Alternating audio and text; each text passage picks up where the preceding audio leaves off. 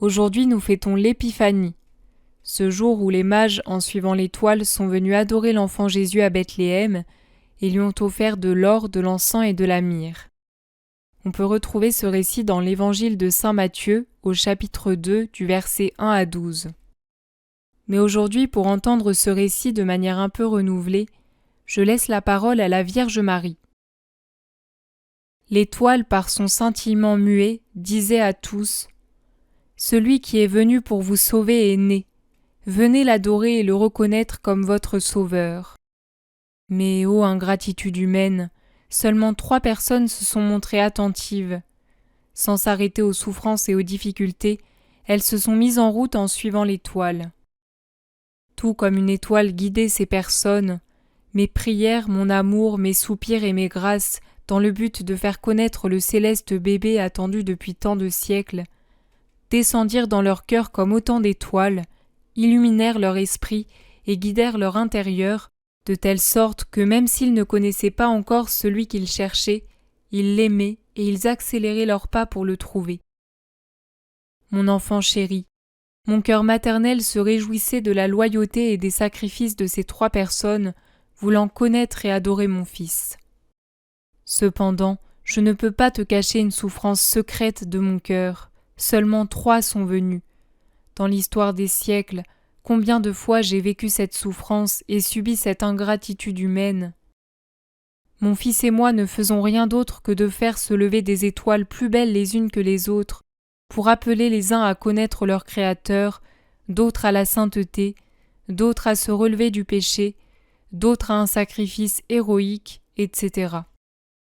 Et veux-tu vraiment savoir ce que sont ces étoiles ? Une rencontre pénible est une étoile, une vérité nouvelle qu'on apprend est une étoile, un amour non payé de retour est une étoile, une déconvenue, une souffrance, une désillusion, un événement inattendu sont autant d'étoiles qui mettent de la lumière dans les pensées des créatures. Doucement, ces étoiles veulent leur faire trouver le céleste enfant qui gigote d'amour, grelotte de froid, et qui cherche un refuge dans les cœurs pour y être connu et adoré. Mais hélas, j'attends en vain que ces étoiles m'apportent des créatures pour que je dépose dans leur cœur l'enfant que je tiens dans mes bras. Ma maternité est paralysée. Alors que je suis la maman de Jésus, je ne peux accomplir ma fonction de maman envers les créatures parce qu'elles ne sont pas autour de moi et ne cherchent pas Jésus. Quelle souffrance, mon enfant, quelle souffrance! La fidélité et les sacrifices sont nécessaires pour pouvoir suivre les étoiles. Et si le soleil de la volonté divine veut s'élever dans une âme, quelle attention cette âme doit lui accorder? Sinon, elle reste dans l'obscurité de la volonté humaine. Quand les saints rois mages entrèrent dans Jérusalem, ils perdirent de vue l'étoile, mais ils ne cessèrent pas leurs recherches pour autant. Et quand ils quittèrent la ville, l'étoile leur est réapparue et les conduisit tout heureux à la grotte de Bethléem. Je les ai reçus avec un amour maternel. Le cher bébé les regarda avec beaucoup d'amour et de majesté, laissant sa divinité transparaître dans sa petite humanité. S'inclinant, ils s'agenouillèrent aux pieds de l'enfant, en adorant et contemplant sa céleste beauté. Ils le reconnurent comme le vrai Dieu. Ils étaient charmés et extasiés par lui, de telle sorte que le céleste enfant dut cacher sa divinité à l'intérieur de son humanité, sinon les rois mages seraient restés sur place, incapables de se détacher de lui.